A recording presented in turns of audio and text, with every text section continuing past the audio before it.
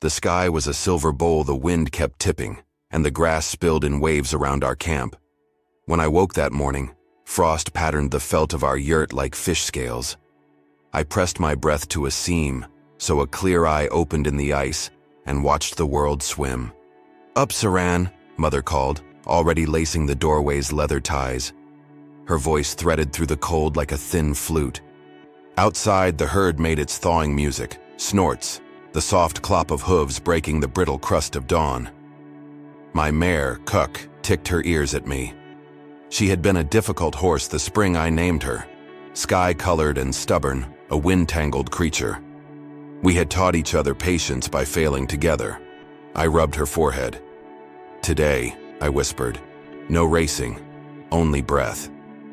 The air tasted of iron, as if some invisible sword were cooling in it. Beyond our low line of yurts, the plains ran to the gates of the sun, and then kept going. I had ridden farther than any girl my age ought to, Father said. He said it half with pride, and half with the tiredness he wore when he returned from trading routes. Dust like extra years on his face, his laugh slow to arrive. "Come," Mother said. "Your uncle's drum wants milk for the morning song." I took the pail to the mares with my little brother, Temur, who followed me like the tail follows the kite. We knelt beneath the warm bellies, foreheads brushing the softness there, hands finding the sea-slick teats. The milk foamed and smoked in the cold air. The drum knew what to do after that. It found the pulse of our people and reminded us we were alive. When the sun rose high enough to pinch the frost into dew, Father returned from the ridge, a wick of dust unwinding behind him. He was not alone. Beside him rode a boy I did not know, on a mule with a pack saddle shiny as the inside of a shell. "Caravan sign," Father said when he dismounted. He pinched my chin with his thumb and forefinger as if I were still small. "Tents like moths up the dry river. They've sent a runner." The boy slid off the mule and bowed clumsily. He had the skin of cinnamon bark and eyes like whetstones. His hair was ironed flat beneath a band of woven reeds. "My master sends courtesy," he said in our tongue. Not perfectly, but well enough to be understood. He asked safe passage and a market. Father's brows met. A market? A little one. Knives, dyes, raisins, maybe a story or two. He smiled with one side of his mouth. "No taxes, only tea." Temur crept behind my leg to peer at the boy. I patted my brother's head like I would a skittish foal. Father and the elders would decide soon enough. Caravans were weather. They came. They fattened the horizon. They thinned and left. Sometimes they left trouble behind, like a nail on the road. "What is your name?" I asked. He blinked, surprised to be addressed by a girl. "Arsalan," he said. "They call me Aru." "Like a lion," I said. He tilted his head, listening to the shape of my voice. "Where I'm from, the word is smaller than the animal," he said. "Sight and sound seldom agree." The elders met windward of the herd so our talk would not spook the mares. The drum had become a quiet heartbeat under the afternoon. Father's friend Odon tugged his mustache and said, "We've little to trade this season unless they want leather and songs." "They always want songs," Mother said gently. "Songs are maps you keep in the body." Father's eyes went to the sky. "We will offer tea and safe water. We will sell what we can and buy needles, salt. No iron worth our horses. Keep the young ones close." He did not look at me when he said it, and that is how I knew he meant me most of all. By evening, the caravan camp bloomed along the bone-dry riverbed. Lanterns showed their paper throats. The smell of unfamiliar spices braided with our mutton stew. Traders pinned dyed cloth to ropes between wagon wheels so the breeze turned them into tame flags. Arsalan found me by the water barrels, where I was reminding Temur that moonlight is not a toy to drink. "Your tea," he said, holding out a small cup with clumsy ceremony. His sleeves were too long for him and smelled faintly of cumin. I took the tea and sipped.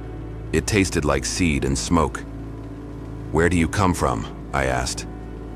"Everywhere has a name," he said.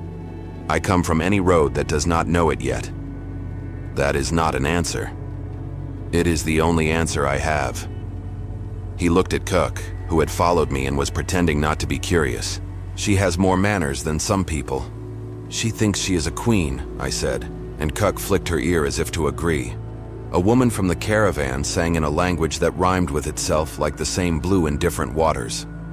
Our elders answered with a horse song that no one outside could ever sing right. The melody was easy, but the silences between notes were where the truth lived. I felt myself strung between worlds, a reed in a river that had split around a rock and kept going both ways. "Do you want to see something?" Arsalan asked. I should have said no. I should have said I was to stay close, that Father's shadow was longer than it looked, but I was 16 and the wind in my chest had been restless all spring. He led me past wagons and bales to a wooden trunk strapped with copper. He knelt, unknotted a cord, lifted the lid. Inside lay circles of glass, each trapped in a frame of bronze. Mirrors, but thicker. Between layers of glass, a picture had been painted, so thin it seemed to float in air. "What is it?" I whispered. "Lenses. They take light in their hands and smooth it until it listens." He held one up toward the moon. Her face widened, cooled, came near enough to make me dizzy. Kook's world became an ocean of silver lashes and the black island of her pupil. "Careful," I said. "Don't make her vain. She was born saved from ordinary," Arsalan said, as if saying it to himself as much as to me. When he lowered the lens, the world snapped back to its smallness. He showed me other things. A tiny comb made of tortoiseshell, a lock of curled hair tied with green thread, a blade so thin it flexed like grass and yet could peel a reed clean. "Why this?" I asked, touching the lock of hair. "For my mother." His mouth grew still. "She said to keep something soft.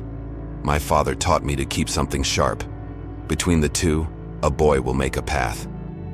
"And a girl?" Arsalan glanced at me. "A girl will make a new country." The moon climbed, and the trading music dulled into camp murmurs. Father's voice found me out of the dark like a lariat.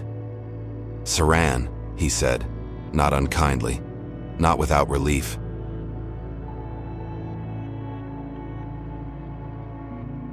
Father's gaze slid to the boy, measured him, then returned to me. The riverbed glowed like bone under the sky. "Come," Father said. The winds turned her coat. Behind us, Arsalan closed the trunk with a soft clap, as if tucking away a bird. The caravan's leader was a man named Karakal. He wore a coat the color of river mud and a hat that might have been a dead bird turned inside out. When he laughed, his mustache struck lightning across his face. He came to our fire on the second night with his interpreter and his ledger in his head. He measured our hides with his eyes. He listened to our songs with his eyelids half lowered, as if music were weather he could sense with his skin. "I bring you blue salt," he said. He opened a pouch and poured a pinch into Mother's palm. The crystals were pale as sky seen through snow. "Why is it blue?" Timur asked. "Because it remembers the sea," Karakal said. "Everything worth eating remembers something." We traded 2 lambskins and a braid of horsehair rope for the salt. We traded dried curds for a spool of linen thread so fine it slipped under my fingernails and made my fingertips sing. We traded a story, Mother S of the river that forgets its name every spring, for a story from the south about a city that sleeps all day and spreads like spilled oil at night. "Your daughter rides," Karakal said to Father, nodding at me as if I were a horse at auction. "She rides," Father said. "Will you sell her a proper saddle? That one," Karakal jerked his chin at the worn leather we had patched with love and string, "will break where it counts." Father's mouth thinned, but Odon laughed and slapped Karakal's knee. "And will you sell your caravan's shadow while you're generous?" Karakal unfurled his hands, palms up. "Shadows are free, saddles are not. Still," he considered me with a merchant ass eye. "For the price of a song I might find one that will not shame a queen." Mother sang again, because she could ransom the day with her voice. Karakal listened with his head tipped, and when she finished, he stood as if honoring a person he could not see. "Come in the morning," he said to Father. "Bring a girl and a horse and we'll find a thing that belongs to both." When he was gone, Father did not look at me. He looked at the fire as if it were a road he had not taken. "He sets traps with compliments," Father said. Then let us be the fox who eats from the trap and leaves the paw behind, Mother murmured. I slept that night with the feeling that the wind had come into the yurt and was lying beside me, eyes open, listening for a door. Caracal showed us 3 saddles. The first was scarred, the second too soft. The third smelled like a tannery-esque dream. Oiled leather stitched in lines so straight they made my teeth ache. There were designs pressed along its skirts, whirls that looked like river foam frozen mid-laugh. Try it, Caracal said. I swung into the saddle and felt Cuck change beneath me. She gathered and lengthened, as if someone had whispered at the base of her neck a name she liked. It's a thief, Father said. His voice was flat, his eyes narrow in the morning glare. Not if you pay for it, Caracal said, smiling with half his face. It is a bridge between horse and rider. Bridges are expensive to build and cheap to burn. Do not burn this one. What do you ask? Father said. Caracal's smile sharpened. 3 lengths of felt, 2 hides, and a promise. What promise? That you will listen when the wind tells you to move. Father snorted. The wind is a busybody. The wind is our only map, Caracal said. I watched their faces and tried to read what passed there. Did men always trade the same thing and call it by new names? Skin, salt, certainty. 2 hides and a foal in spring, Father said. Done, Caracal said immediately, which made me think we had offered too much. He set a hand lightly on the saddle's cantle, almost as if to bless it. Take care, little queen, he said to Cuck, not to me. You carry a country. We left with the saddle, its smell swallowing the morning. As we walked, Arsalan appeared beside us, carrying nothing but a twig he pretended was a standard. Will your caravan go east? I asked him. East, then south, then wherever the sky opens a hand. He glanced at me. What about you?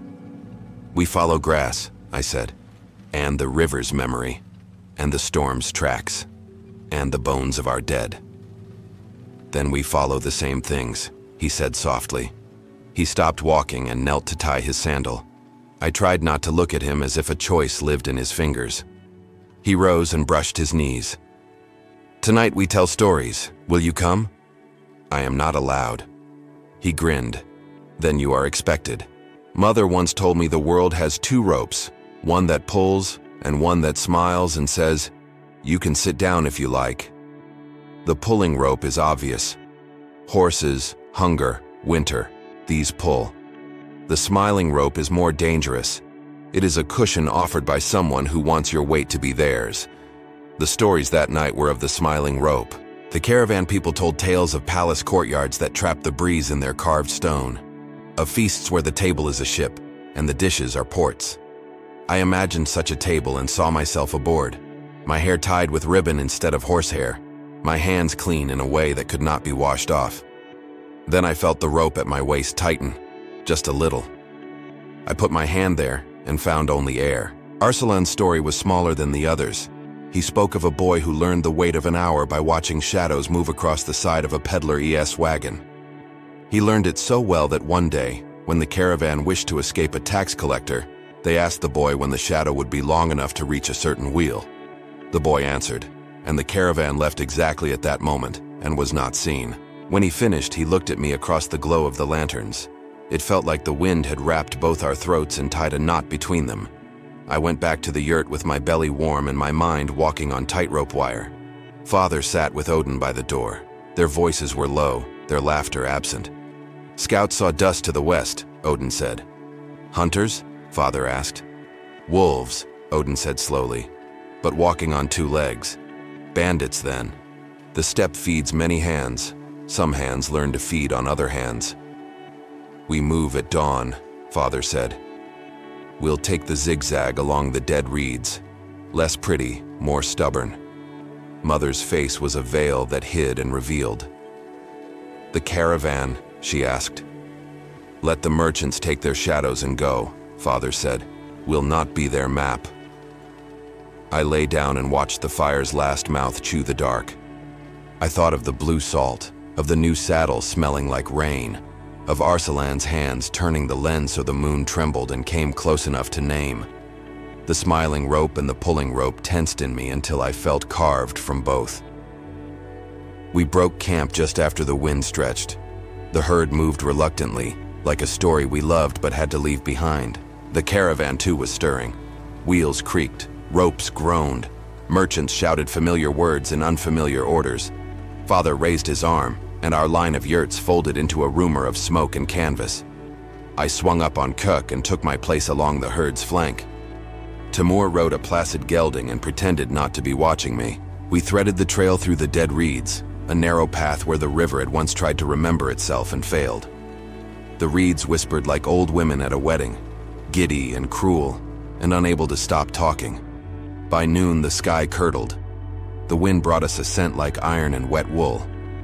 A squall scraped the plains and threw handfuls of rain that fell apart before they could name themselves. Cook shook her head and stamped.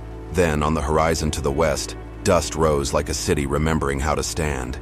It moved too fast to be weather. Father's shout came and split us like lightning splits a tree. Break the herd. Women and children east. Men to the flanks. Ride light. The caravan farther north saw it too. Their line compressed, then flared like a quail startled from grass. I watched Caracal's wagon turn on its own length like a bull, and his riders fan out. Suddenly, our two streams were caught in the same dry riverbed of the sky. The bandits arrived as a rumor first. Laughter like metal spoons in a pot. The smell of tired men who are not tired enough. Ribbons of painted cloth tied to spear hafts. Then they were there. Their horses were sharp-hipped and cruel-eyed. A man at their front wore a jacket with scales cut from the metal of a broken basin. He had tried to make himself into a fish and had become something else. I will not tell the battle like a song. It was messy. It grabbed ears and hair and did not let go. There were good choices made too late and foolish ones made with great enthusiasm. I remember the sound of the new saddle creaking like a friendly door as Cuk and I turned and turned again. At some point, Arsalan was at my side, and I do not remember how he came there. His mule looked offended by the chaos, but behaved better than many horses I have known. We rode along the same breath for a while, cutting at arms and reins, smashing painted ribbons to the ground. Then the man in the fish jacket leaned and snagged my braid. Pain ate the sky. I was jerked sideways, and the world went to the color you get when you mix all dyes together and forget to stop. Cuk saved me. She leapt away with the kind of insult only America can invent and pulled me free of the man-as hook. He shouted something that did not require a translator. I righted myself by grabbing a handful of mane and almost retched from the alchemy of pain and fear. Arsalan swung his twig-slim blade and opened the fishman's sleeve. It was a small wound, but it bled like a memory and made the bandit rear. I saw then that the bandit's horse wore a saddle like mine, only older. I thought, wildly, bridges are expensive to build and cheap to burn. The fight shifted south, then east, then broke like bread. The bandits left in a curved line, the way snakes do when they are not sure whether to be brave or clever. A few fell. One was caught. The fishman was not among them. When the dust settled, we counted. We counted again because the first number said something we did not want to hear. Odon's nephew had a new hole in his arm but seemed proud of it. Mother's blue thread wrapped it until it looked like a prayer. An old woman's leg was broken like a reed and was set with a wet stick and a quick song. And Father had a slash across his shoulder where someone had thought to cut the path between his arm and his heart. Mother stitched him with the fine linen that sang beneath my fingernails. The thread pulled the skin-oss edges together, as if they were shy lovers meeting in the dark. "Will you stay?" I asked Arsalan when the sun had the decency to lower its eyes. He shrugged, and pain moved across his own face like a cloud. "Caracal says we camp with you tonight. Wolves travel in stories. It is best to hear the same story." He reached into his pocket and handed me something small. It was a brass coin pierced with a hole. A thread of green silk went through it. "For what?" I asked. "So you remember to keep something soft," he said. Then softer, and something sharp. We moved together for 3 days, the tribe and the caravan. It was an uneasy marriage that made our shadows long. Caracal had a way of turning inconveniences into tales he could throw like nets across the night. He told of a harem with no walls and no men. A place where the wind collected all the women, size in the world, and made a garden from them. He said if you walked there, your footsteps would smell of fennel and rain. And if you sang, the sound would not leave your mouth but would blossom behind your teeth like a flower. It is a story that knows it is a story, Mother said to me afterward. Those are the safest kind. But I kept thinking of it. A harem that held no bodies, only breaths. An entrapment that was also a release. I thought of the two ropes again and could not decide which this was. Arsalan rode at the edge of Caracol's wagons, where the laughter of the merchants thinned and the grass began again. We spoke when we could. We spoke like thieves, quick, looking over our shoulders, stealing mouthfuls of time. When did you leave your mother? I asked him once. When the road remembered my name, he said, and when I could say it back without stuttering. Does she live in a city? In a place where the river is taught manners by stones. He smiled. Is that a city? Anything with stones is trying to be one. He told me how Caracol had found him. It was not a dramatic story. He had been weighing figs at a stall, and a shadow fell over the scale. Caracol's voice asked him if he could count time by the length of a shadow. By the taste of one, Arsalan had answered, because some part of him had always been talking to the road. Caracol had laughed like a cupboard opening and said, "Come then." The boy had come. "Do you ever stop?" I asked. "Not to sleep. To let the road forget you so you can remember yourself." "Is there a difference?" he asked, not unkindly. I thought of Kuk, of how she snorted at any water that did not move, as if it were a trick. "Sometimes," I said. On the fourth evening, as we were making camp in a bowl of swallowed hills, Odin came to Father with a face like swallowed fire. "The Red Valley clan is moving down," he said. "Word is they plan a bride asking." Father spit into the fire as if his mouth had been holding something sour all day and was glad to be rid of it. "Whose daughter?" "They haven't said," Odin replied. "You keep yours close." "I am not a goat," I said before I could stop myself. "No," Father said. "You are a horse. Goats can be led by anyone who sings well. A horse chooses which wind to obey." Later, in the cramped privacy of the yurt, Mother combed burrs from my hair. "They will ask," she said. "We are rich in nothing this season but daughters with eyes like tomorrow. And if Father says no, they will ask again. A question is a kind of dust. It settles where it is patient enough. What if I say no?" Mother's fingers paused in my hair. "A girl's no is harder to spend than a father's. Some men will try to exchange it at another tent." She kissed the top of my head. "But your father is not one of them." I wanted to be glad, and was, and also felt the old ropes crossing in me, tightening at their knot. The Red Valley men came like well-fed dogs, trotting, sure of their bones. They wore red sashes because nothing on the plain stays named if you do not wear a label with teeth. Their leader smiled as if he had brought news of rain in a drought, but his eyes were a ledger and did not forget. "We heard of your foxes," he said to Father. "We heard you bite the same bandits we bit and did not get bitten." "Stories improve with miles," Father said. "Then let ours improve further," the leader replied. "We ask for your daughter to be our son's wife. We will pay in mares and iron. You will have a tent at our southern pasture." "And if I say no?" Father asked. "Then we will ask again," the man said, his smile not moving as he spoke. "We have water that remembers how to wait." Mother stood beside Father, her face the quiet of the inside of a shell. I stood behind her, and I did not look at Arsalan where he leaned against Caracol's wagon wheel as if it were the whole world. Father stroked his chin. "Your son is a good rider." "He will be," the man said after a thoughtful pause. "And a good listener?" "He has ears," the man said, smiling with more of his face. "And a good temper?" Father asked. The man's smile went away as if it had been paid and sent home. "He is a man of the steppe," he said. "He knows what he has and what he does not." "Ah," Father said in the tone he uses when a horse fancies itself a camel. "Then we will answer tomorrow." The Red Valley men drank our tea and left without spilling any. The caravan folk watched with the unblinking eyes of people who try to know the future by counting how many times a man lifts his cup. That night, Mother tied my hair with a strip of red felt. "Not theirs," she said. "Ours." I lay awake and made lists. Things I would lose. The corner of our yurt where the felt always smelled like sun. Temer's attempt at a beard, too earnest for his years. Cook's habit of pretending to be offended when she was really delighted. The open hand of the horizon. Things I might gain. A tent with higher walls. Iron bowls that did not hum when you touched their rims. Safety made of men whose safety I did not ask for.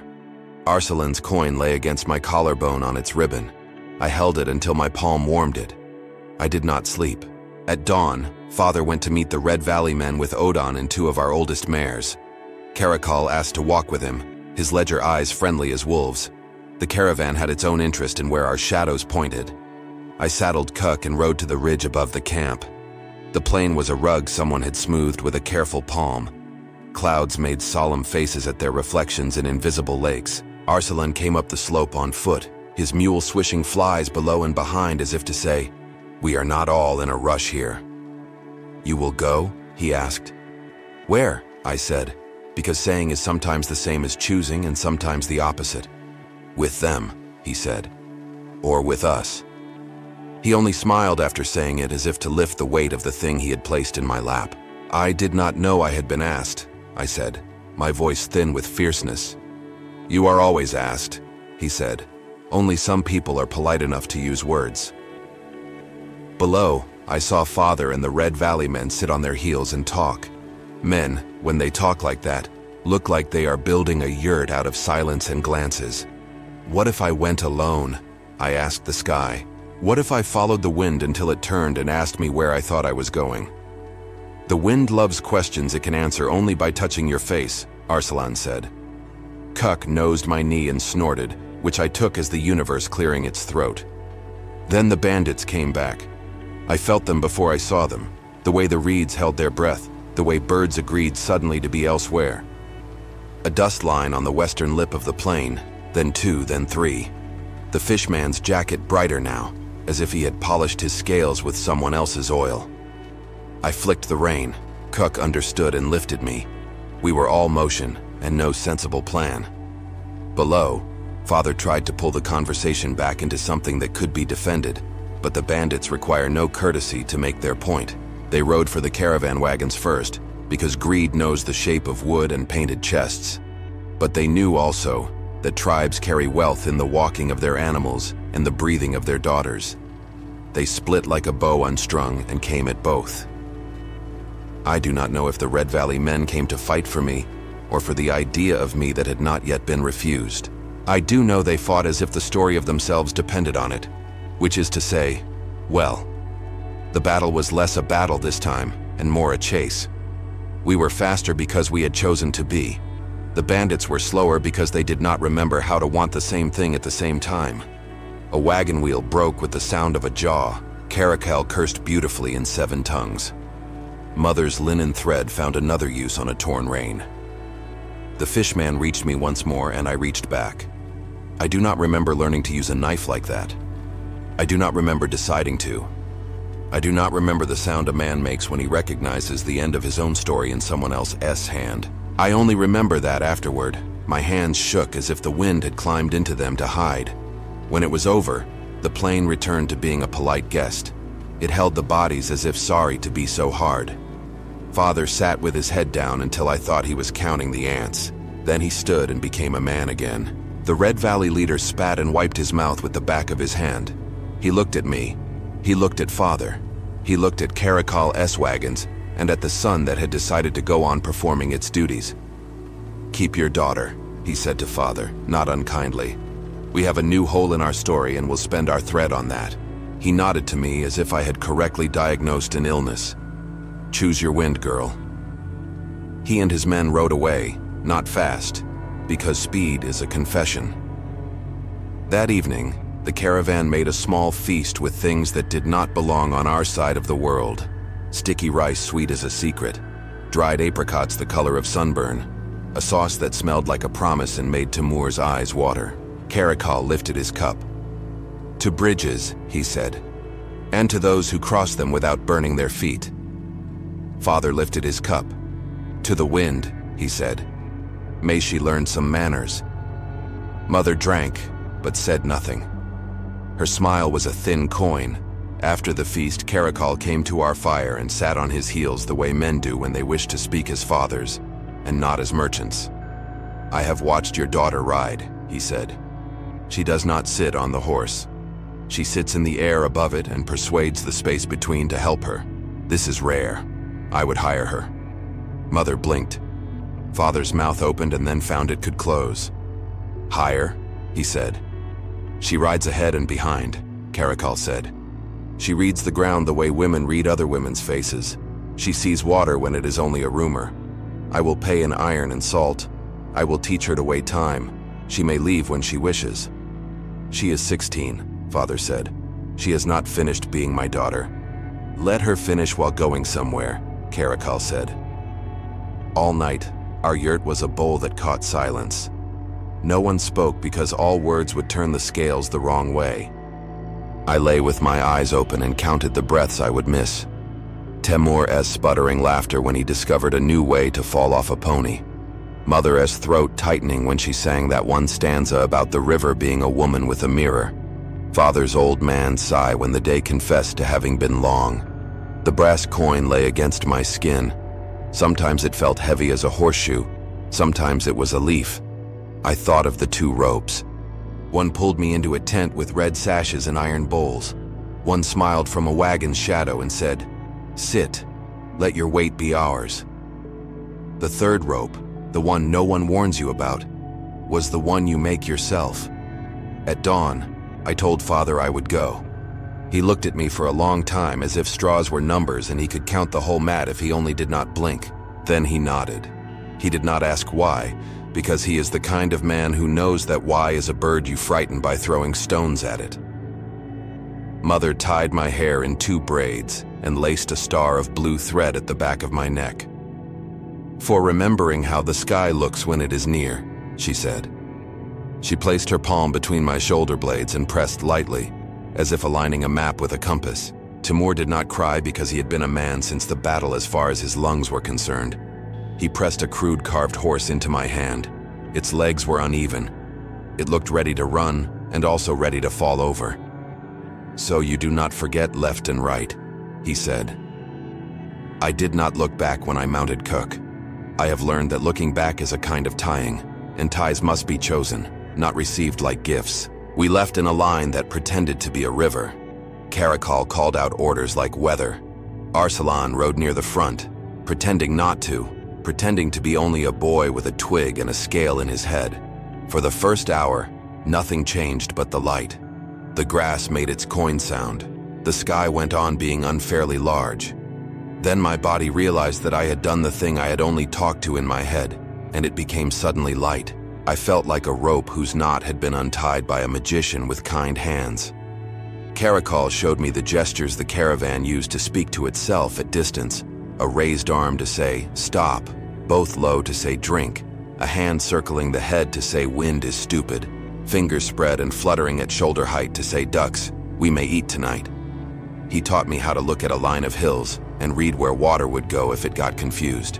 He taught me to smell the difference between dust kicked up by hooves and dust lifted by jealousy. He laughed when I told him after 3 days that the road had learned my name. "Then say it back," he said, "and make it yours." Arsalan and I did not speak like before. Before, our words had been a rope we both pretended to tug and not to tug. Now we were both on the same side of something. That makes speech easier and harder, both. "You are different here," he said one evening as we watered the animals from a spring that made a sound like an old woman remembering a joke. "I am the same," I said. "The ground is just better at listening." He laughed softly. "Then tell it something sweet." I crouched by the spring and told it how my mother sometimes forgot the last word of a song on purpose, so we would come back to hear it. The spring gurgled as if to say, "Ah, a trick I know." Arsalan watched me as if trying to count the shadows on my face. Karakal found us there and tilted his head. "We will turn south," he said. A city needs raisins, a temple needs thread, a merchant needs to be told no often enough to keep his ears clean. A girl needs a map, I said. He grinned. A girl needs too many things. A map is the least dangerous. We came to a city that tried to apologize for being itself by wearing gardens like jewelry. Its walls were the color of baked milk. At the gate, guards with spears that gleamed with ambition collected taxes by weight. Caracol's tongue grew twice its usual length and half its usual honesty.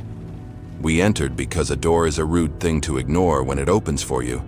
Inside, everything smelled of decision. Women with hair like waterfalls carried baskets that had never seen the inside of a yurt. Men shouted prices and positions and prayers to gods I have promised not to mention. Children darted and made the same noise everywhere, the sound of small animals trying on the skins of larger ones. I did not like it. I liked it terribly. Both can be true and are, more often than songs admit. Caracal gave me a purse with a few coins and told me to buy something that would be useful if we were stupid, and something that would be useful if we were clever. They are often the same thing, he said. I bought a small awl with a handle that fit exactly the nest of my palm. Useful for stupid, mending a broken strap I had no business breaking. Useful for clever, carving a mark into wood that says, "This turned right where I turned left." Then I bought a ribbon the color of cherries with too much pride. Useful for stupid, tying my hair. Useful for clever, tying a knot someone would have to untie if they wished to hold me. Arsalan bought a book. He did not read it. He only smelled it as if it were bread. One day I will learn to read what is baked into these, he said. In our tribe, I said, if you want to know a story, you ask a woman to sing it. The paper does not lift its chin when you sing off key. It is poor company. The paper lies less, he said, and we both knew we were wrong and right. We sold raisins to a temple that liked their gods to chew slowly. We sold thread to a woman who knitted the air so it would not escape. We bought knives that were less honest than the ones we carried. We traded our laughter for the laughter of strangers and found both were serviceable. At night, under a roof that had not asked my permission to be so heavy, I dreamed of the steppe. The grass did not move.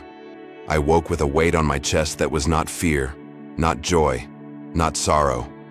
Independence, maybe. It is a heavy blanket. It keeps you warm and asks you to carry it. We left the city to its politeness and turned our faces toward a valley Caracal promised was generous with its echoes. On the second day, when the caravan stretched like a story you are not sure how to end, Arsalan handed me a folded paper. A letter, he said. To whom? To the wind, he said. I asked it what it wanted. It answered.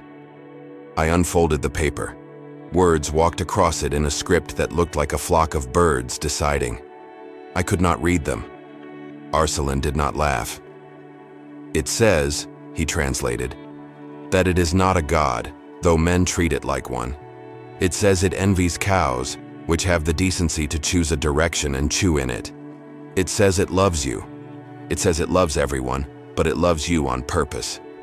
That is an expensive letter, I said, and the sun could not decide whether to hide. I folded the paper again, carefully, like a promise you set aside to make room for a better one you have not found yet. We traveled a season like that. I learned to be three people: the girl who listens to the road, the rider who is a piece of her horse, and the woman who knows when to say no, as if she were hanging a skin to dry and the wind had opinions. I learned that independence is a room you build until you like the corners, and then you open a window and let the corners blow away. Once, when the grass had turned the color of smoke and the sky decided to be a friend for an afternoon, Caracal asked me if I missed my tribe. I carry them, I said, touching the blue thread at my neck and the coin at my collarbone and the awl in my belt. They are heavy some days. They are weighty most days. There is a difference.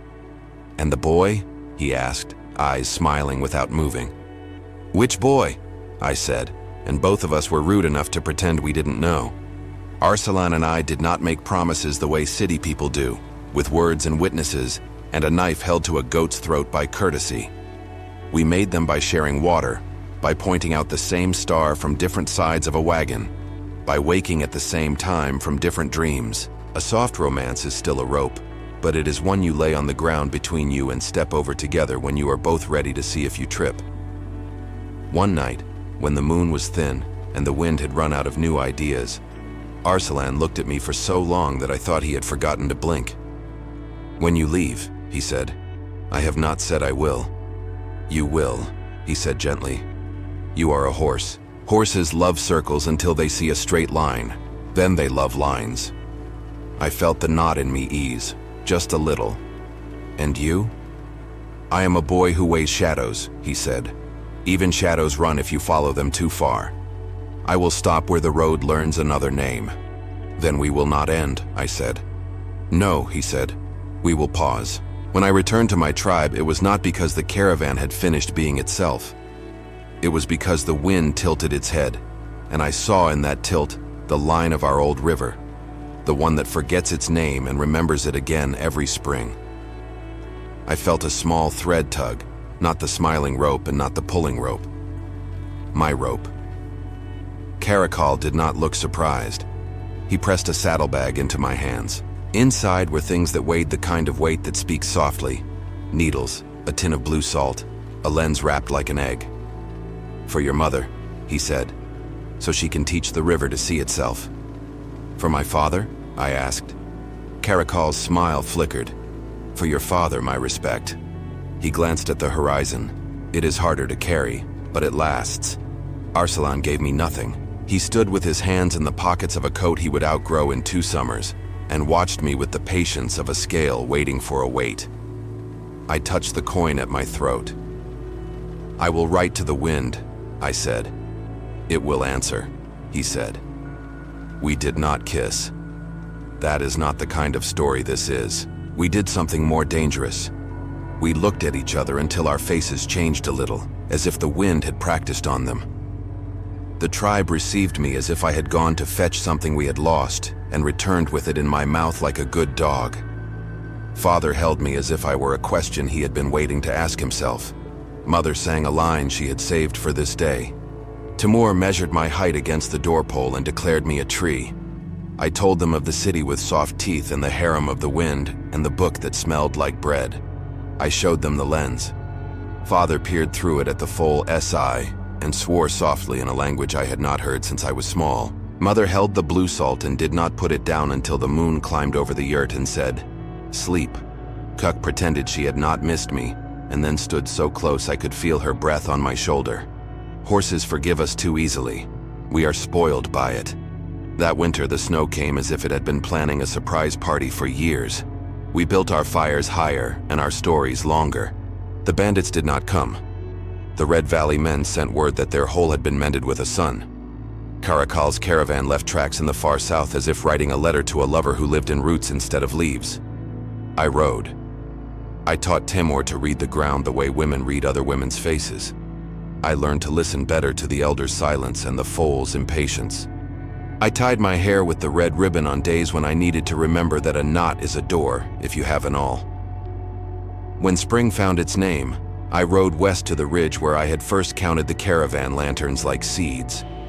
I held the lens up and brought the moon near, though it was day. The sky was a clear bowl again, the grass a language I was improving at.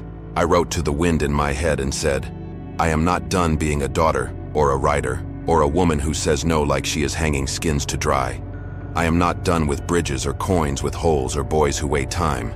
But I am also not done with myself." The wind answered by placing a hand against my cheek. It was calloused and smelled like raisins and iron and smoke in the inside of a tent at dawn. It said nothing that could be written, so I did not try. I put my hands on Cook's neck and felt the lines between us draw and loosen and draw again. Years will make a different girl from me. They will fashion her from floods and droughts and the weight of a boy, palm, and the weight of a father, yes. They will give her new ropes, which she will tie and untie until her hands learn to be kind to their own skin. When I say I am windbound, I mean I am tied to the only thing that moves and still returns. The wind is a country with no borders until you ride it, and then your horse learns where the corners are.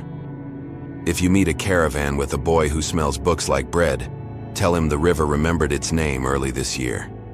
Tell him the foals were born hard-eyed and that the blue salt tastes like distance when you put it on your tongue.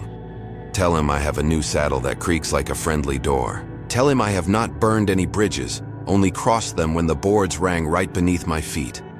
And if you hear a story about a harem with no walls where the wind keeps women, is sighs like flowers, do not be afraid. Do not think it a prison. It is a garden. It is the place where we hang our ropes to dry and sit together on the ground and look at the sky and decide without talking that tomorrow we will ride south or east or nowhere, which is also a direction if you are brave enough to call it one. I am Saran. I am 16 and also older than the low hills that have always been plodding under the grass. I am a rider, a daughter, and a maker of knots. I am windbound and the reins are in my hands.